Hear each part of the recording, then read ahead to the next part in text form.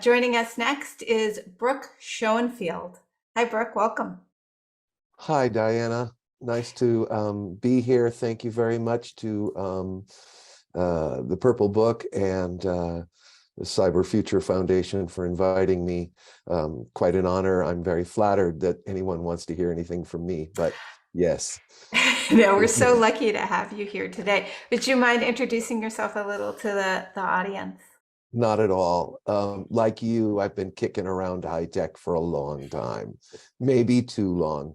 Mid 80s, I started programming, realized I had a good feel for it, and that led to ultimately becoming a chief designer at a little software house, and I had a director of software development roles in there somewhere, and did all of that, and because I had a lot of design experience, I was really lucky. Cisco said, "We want you in our security art." Oh, and I was doing security at that point because I wrote TCP/IP stacks, and everything was about the network in those days, back in the late 90s.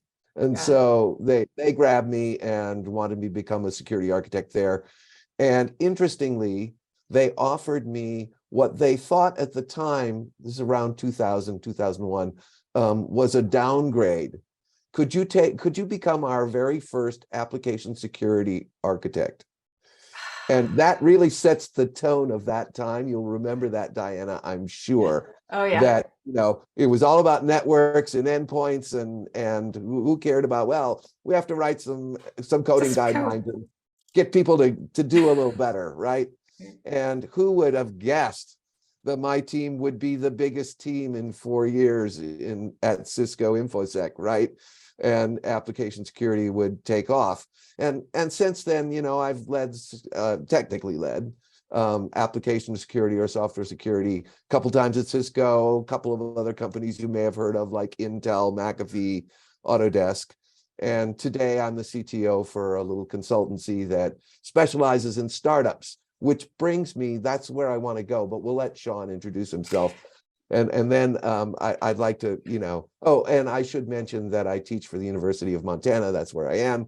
And I also have written or co-authored 6 books on software security. So, I just tried to put some of my stuff out there that I thought might be useful. That's the same thing. I'm only at 2 co-authored books, but yeah, same thing. You try and put back some knowledge. Yeah, it's a labor of love though, writing a tech book. Sean Davis, welcome. We're so glad that you're here. Sean Davis. What an awesome welcome and an amazing opportunity here.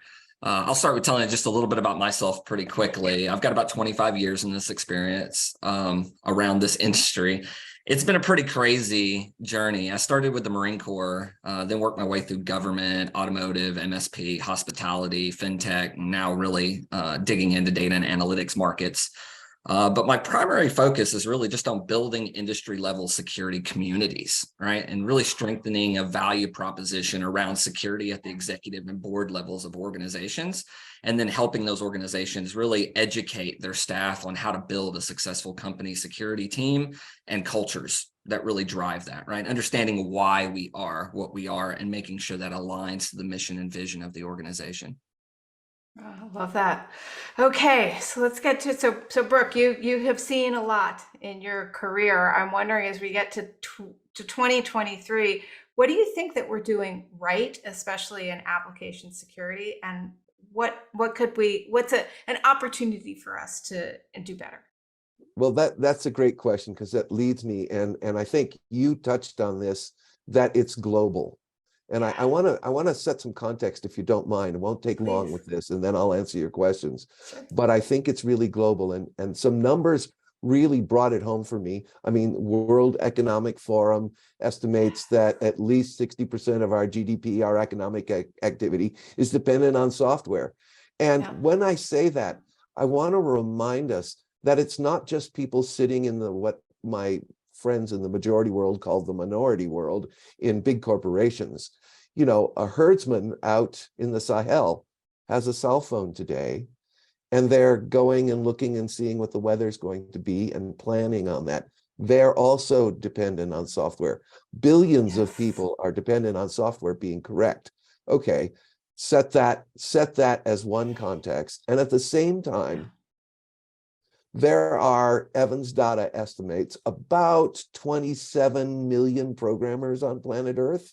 Now, it doesn't really matter whether that number is accurate to what, plus or minus a few million. It doesn't really matter, because only maybe, if we're generous, maybe 5 million of those work in the very same corporations where they know about software security, and they have some kind of program, excuse me, and have some kind of access to tools and techniques around software security.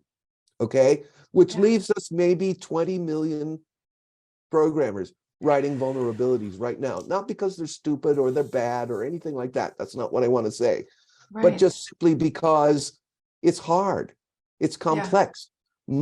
Software security is a multi-domain, multi-discipline, and multivariate problem.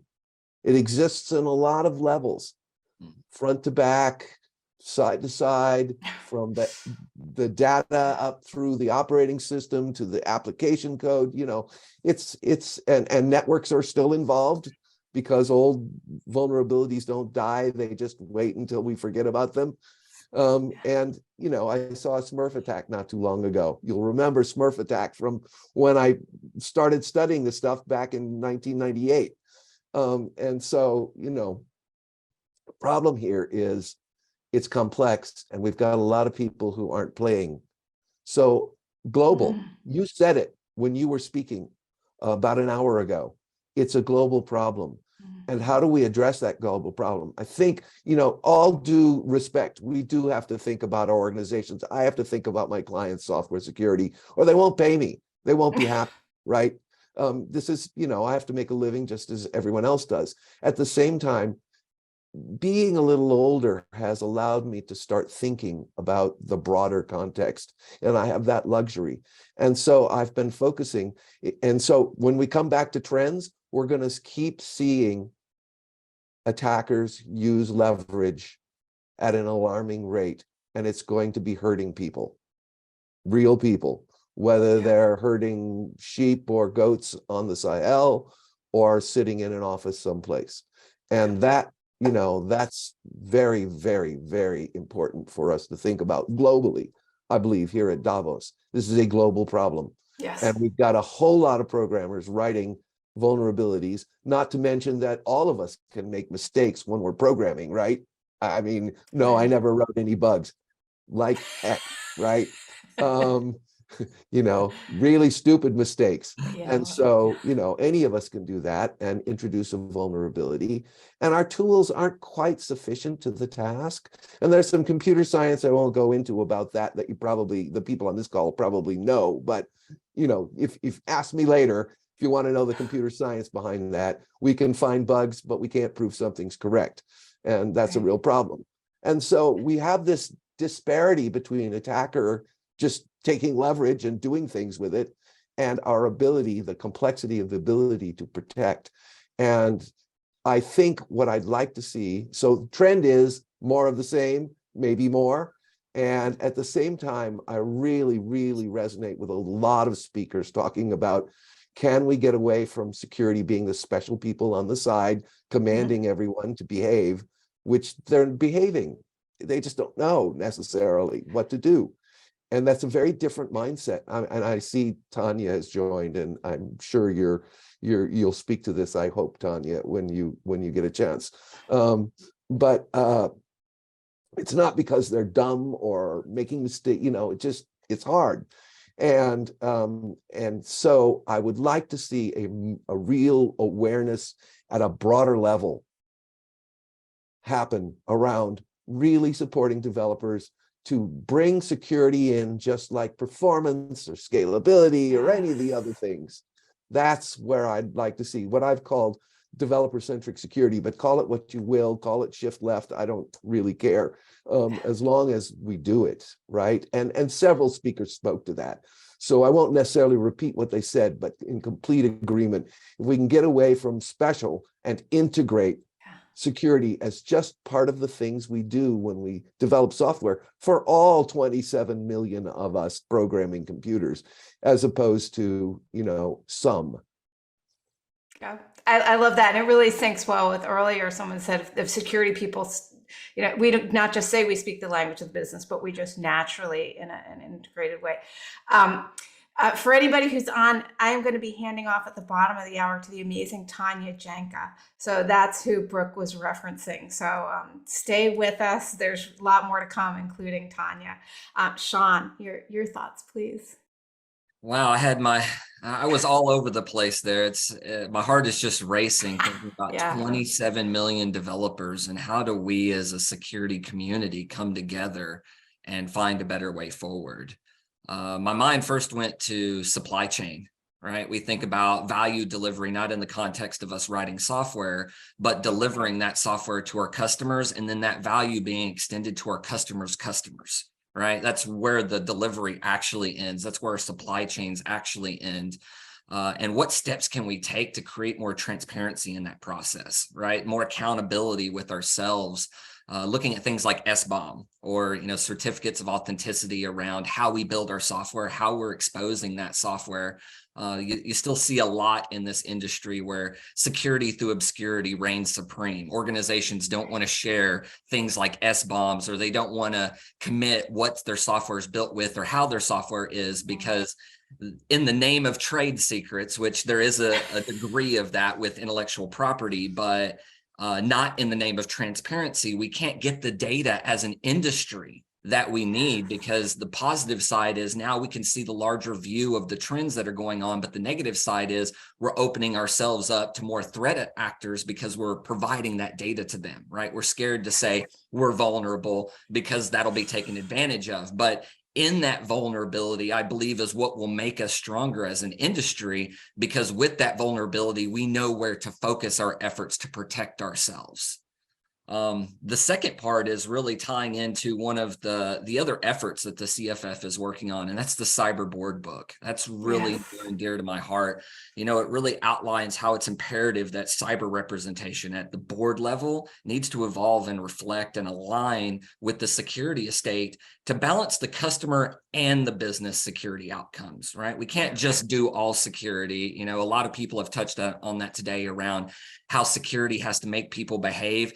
It's really more of a balance with security understanding and tightly weaved into the business, and can speak to those languages, not just to convey information, but to understand what the business is trying to accomplish and the constraints around that, right? I would even be as bold as to suggest starting to look at a new breed of paired programming where we pair our executives with our security teams to actually understand the pain of the business before we go and implement security regulatory requirements, contractual agreements, and commitments that trickle down to our developers and make their lives so difficult, right? Because at the bottom, a lot of people are feeling this pain because we don't have that uniform understanding at the top. And that really starts at the board, setting the right direction with organizations to maintain and execute on strategies that have a good balance with the organizational goals.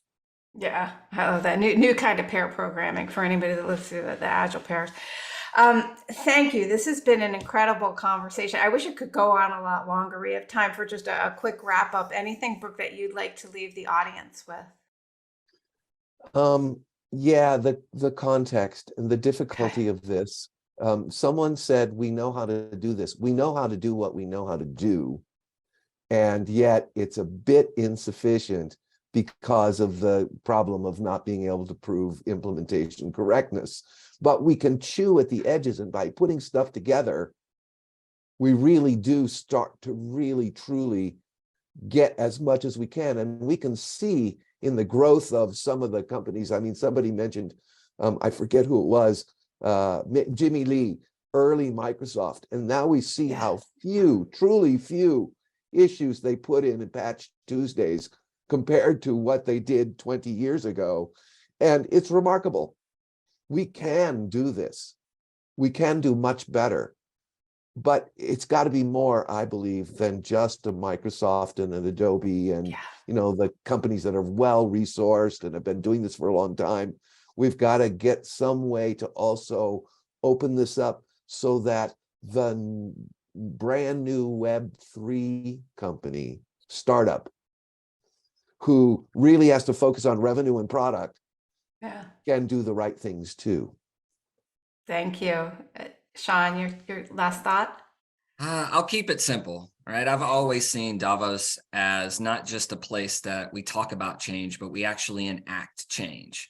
So if there's anything that anyone walks away from all of these talks from all of these experts that we've had today, I would ask that you please take the time to go out, take a look at what's available in your industry and get involved. The world needs your experience. They need your perspective. That's the only way we're truly going to make a change.